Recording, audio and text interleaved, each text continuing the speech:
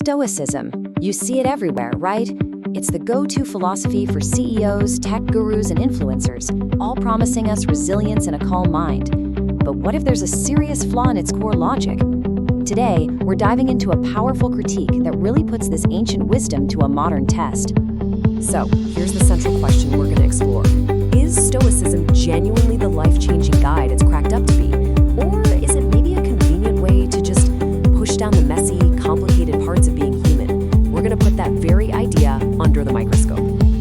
All right, here's how we're going to break down this critique. We'll start with the personal, the human cost of the philosophy. Then we'll zoom out to its bigger impact on society. And finally, we'll dig into some alleged cracks in its very foundation.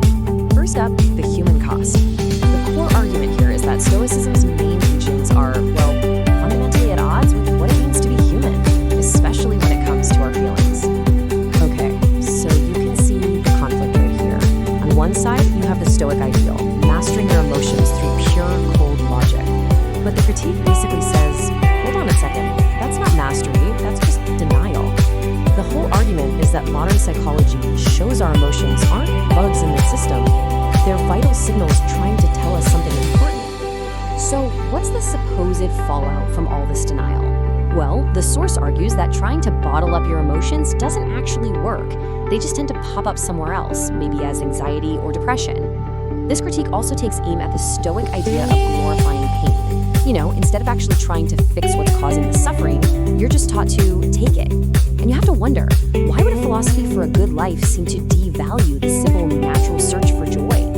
And this internal struggle, well, it apparently has some pretty major external consequences. The critique broadens from our inner world to our relationship with everyone else, arguing that Stoicism can lead to a really dangerous disconnect from society. At the heart of this argument is something the source calls the Stoic cop-out. We've all heard the mantra, right? Focus only on what you can control. It sounds incredibly wise on the surface, but the critique argues that when you apply this to massive society-wide problems, it just becomes a really convenient excuse to do nothing at all. And this is where the argument gets very real, very fast. The source claims that if you take that Stoic principle to its logical conclusion, huge issues like climate change or systemic injustice become things you just have to accept. They're framed as being outside of your personal control, which, according to this critique, breeds apathy right when we need collective action the most. And it all comes down to this intense, almost radical focus on the self. The source argues that this kind of individualism can actually wear away our sense of community and empathy. I mean, if everyone's just laser-focused on their own internal state, who's left to take care of the group? Okay, on to the third and final part of the critique, and this one really goes for the jugular. It doesn't just question the effects of Stoicism, it questions the historical and logical ground it's built on. So, get this. The critique levels a pretty serious charge of hypocrisy. For instance, Stoicism talks a big game about universal equality, but one of its most famous figures, Marcus Aurelius, was a Roman emperor who owned slaves. And that classic advice to be content with less, well, it's critiqued as being a whole lot easier to say when you're already one of the wealthiest and most powerful people in the world. This kind of reframes Stoicism as a philosophy that might have been born from a place of extreme privilege. Then there's another major clash, this one about the nature of the universe itself. The ancient Stoics believed in this rational, orderly cosmos, a universe with a kind of divine logic they called the Logos. But the critique points out that modern science paints a very, very different picture. A universe that's chaotic, random, and frankly completely indifferent to us.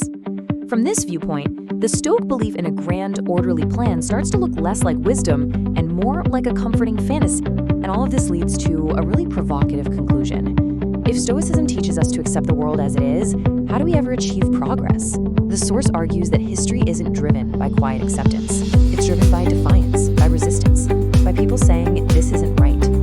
In that light, Stoicism isn't just a passive philosophy. It can be seen as a potential roadblock to the very struggles that create justice and positive change. So, after running through the human cost, the social disconnect, and these foundational flaws, where does that leave us? Let's try and bring it all together. So, to put this entire critique in a nutshell, first, it argues that Stoicism asks us to deny our very emotional nature. Second, it's said to encourage a kind of passivity and disconnection from the world's biggest problems. And third, its historical foundation is criticized for being riddled with hypocrisy and privilege. And that brings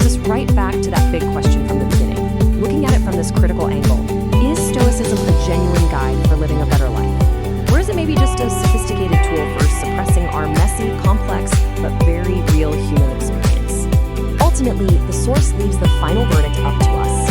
After hearing this powerful critique, does it change how you see Stoicism? It's a challenging perspective for sure, and it forces us to look beyond the popular, trendy image of the philosophy. So, what do you think?